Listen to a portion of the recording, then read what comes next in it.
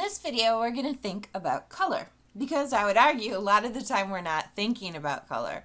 We might not think about color unless, well, we're colorblind or we're forced to think about color. For instance, if what we know conventionally about color is changed.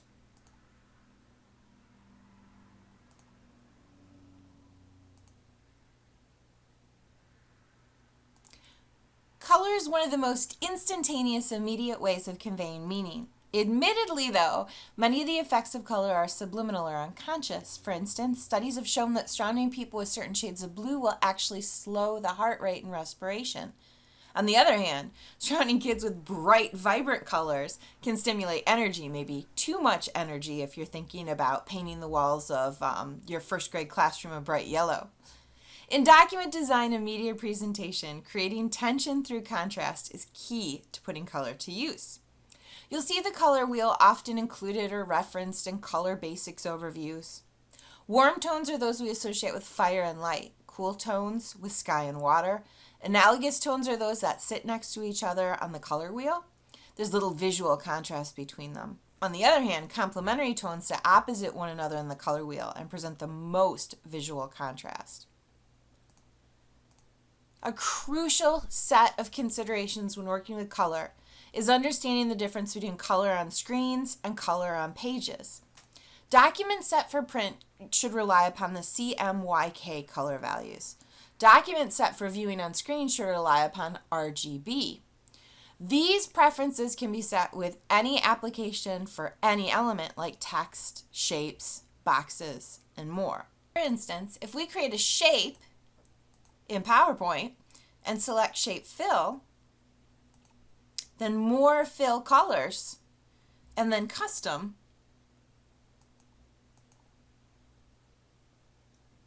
PowerPoint's default color model is RGB because slideshow presentations are created for on-screen display.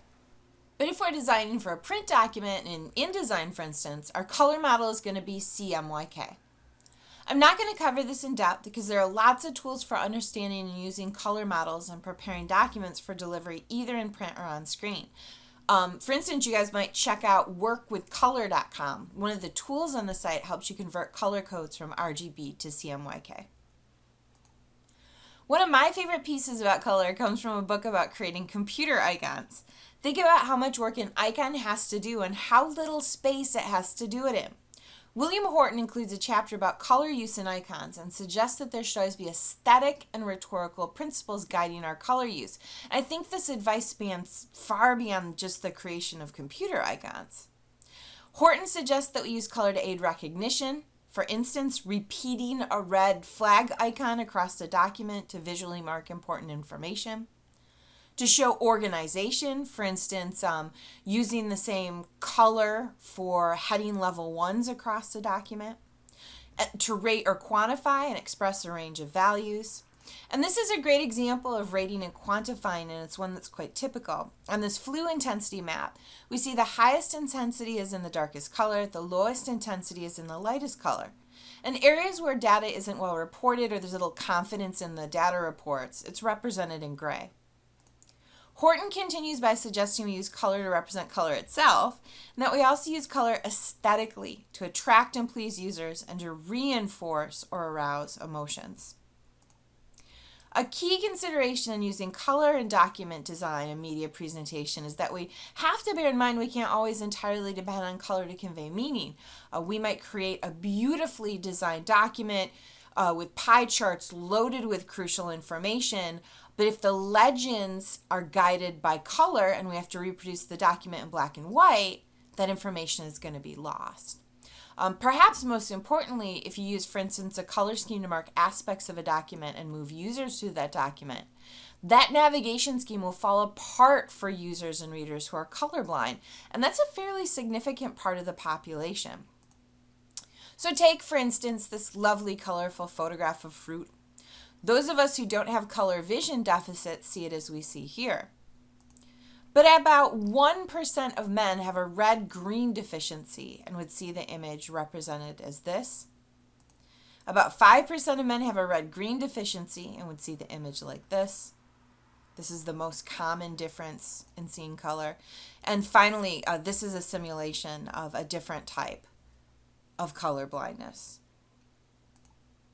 We also have to situate our color use culturally. Color is influenced by historic, technological, economic, and other trends. Some of the traces of these trends still exist.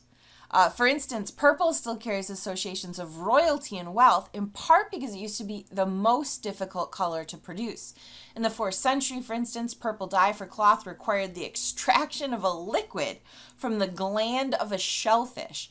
Thousands of shellfish had to be harvested to create just a pint of the precious purple dye.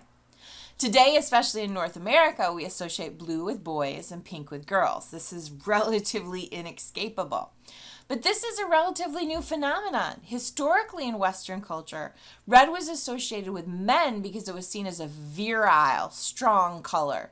Pink was associated with boys because it was a derivative of red. And we see this over and over and over again in representations, for instance, of Mary and the baby Jesus.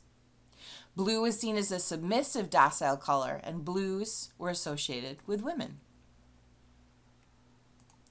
As you read a bit about in the Lesson 5 readings, all cultures have a heritage of color symbolism. Of course, we share some commonalities. We all bleed red.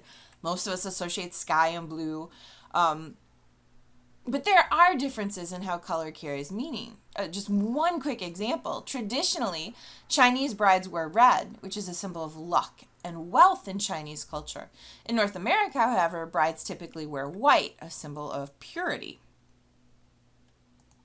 I am personally absolutely fascinated by color forecasting, which happens across industries, not surprisingly fashion, but also in architecture and interior design fields and in plastics manufacturing and more.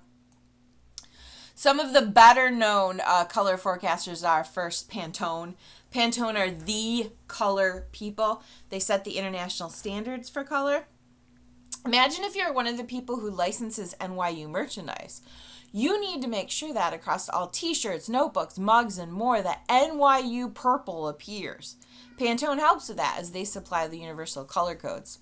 They produce a range of booklets and kits related to celebrating color trends, like their Fall 2014 Fashion Color Report and their recently released Spring-Summer 2015 color planners. Sherwin-Williams, of course, a manufacturer of paint, in their 2014 color forecast is predicting a year of rich, muted, reasoned, as they call them, grays, along with the light, delicate, diaphanous luxury of soft pastels. With this physiological, aesthetic, rhetorical, and historical background, let's look at some colors, their associations, and some document examples. But first I want to pause on this. One of my favorite TV spots of late is the Ace Hardware Find Your Soul Paint ad. In one, a woman is attempting to find the perfect shade of purple. And you can see there are huge differences between a medium violet, for instance, and a robust eggplant. For the examples that follow, though, I'm going to talk generally and not specifically talk about nuanced hues. So what are some associations you might make with red? What adjectives might you link with the color red?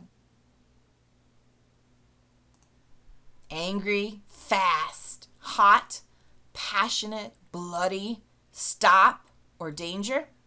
Here are some examples of red in use.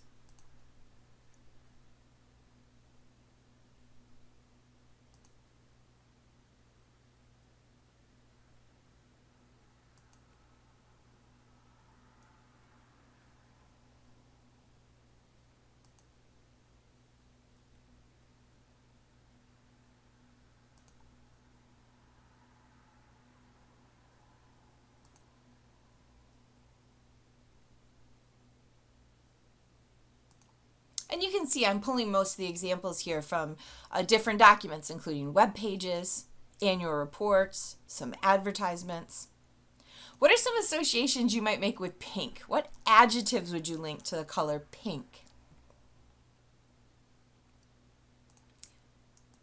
Perhaps girly, feminine, delicate, playful, youthful, artificial. Some examples of pink in use.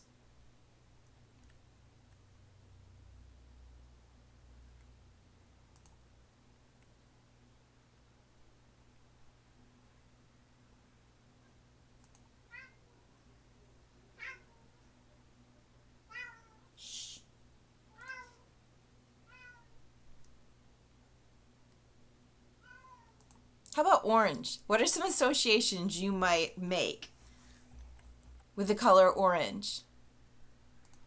Maybe warm, healthy, friendly, fun, creative, happy, loud.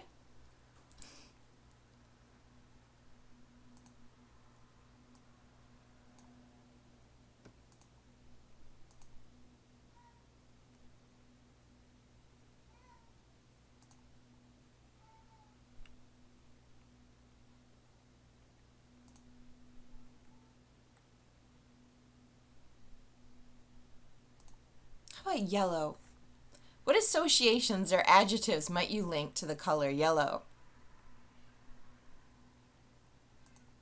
Maybe warm, sunny, happy, joyful, energetic, cheerful.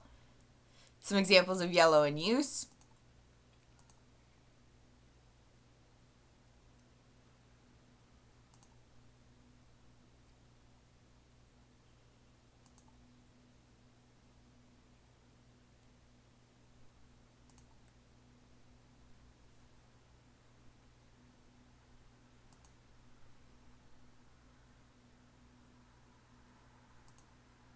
How about brown? What are some associations you might have with the color brown? Some adjectives you might use to describe shades of brown. Maybe rich, rooted, natural, organic, secure, dirty. Some examples of brown in use. Of course, UPS has not only trademarked but created a brand around what can brown do for you.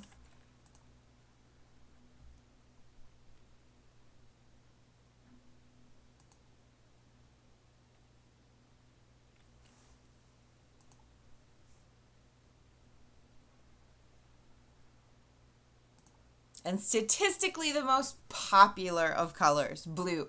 What associations do you make with the color blue?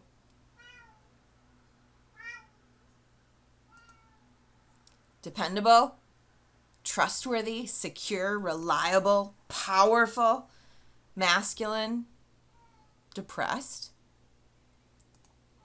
The cover, if you can't read the copy of the 2012 IBM annual report, IBM, of course, for years has been known as Big Blue.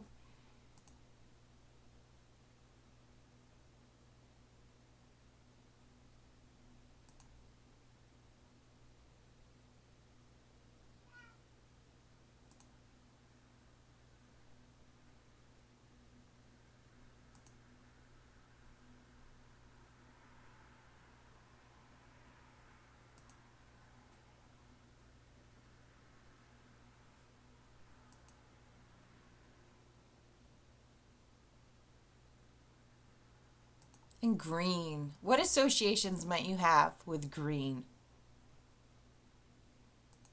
Maybe refreshing, healing, soothing, renewed, jealous. Some examples of green in use.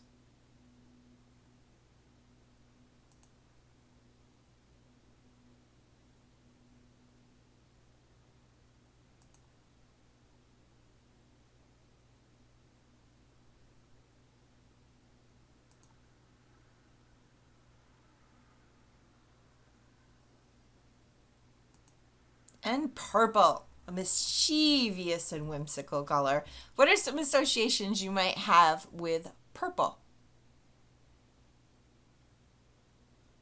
Perhaps sensual, elegant, spiritual, royal, creative, eccentric.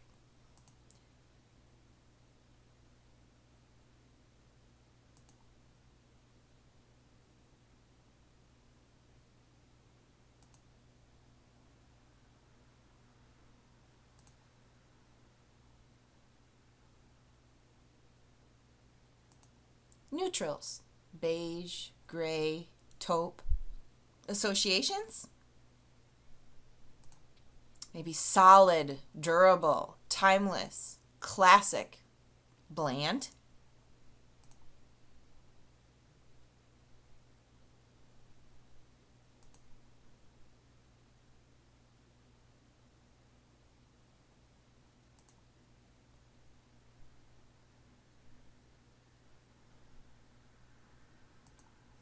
White. Associations, adjectives, perhaps. Light, good, innocent, pure, bright, clean, stark. Some examples of white on the screen and the page.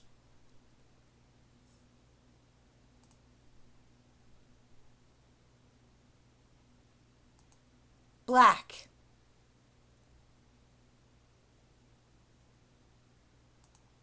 Elegant, glamorous, mysterious, powerful, dramatic, perhaps evil. Some examples of black in use.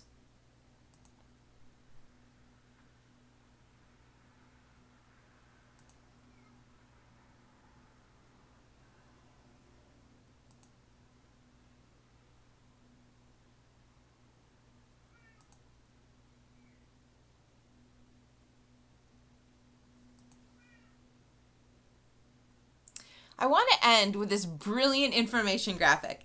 This pulls together colors, associations, how they're put to use for brands in interesting ways to provide a snapshot of how color works and the emotions and associations we make with color. So let's end with a few takeaways that you're going to put into use with Module 3. First, when using color, put the CRAP principles to use: contrast, repetition, alignment, and proximity. Second, recognize and rely on readers and users' learned color associations. And importantly, remember that colors have institution-specific and industry-standard associations. If you want to see a really interesting example of this, you might check out Michigan State University's brand standards.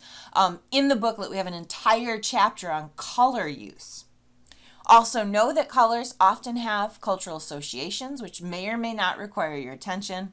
And spec out your color possibilities as you get started on a project. Know if you're designing for print or screen, for instance, and know whether or not your budget allows for full color printing.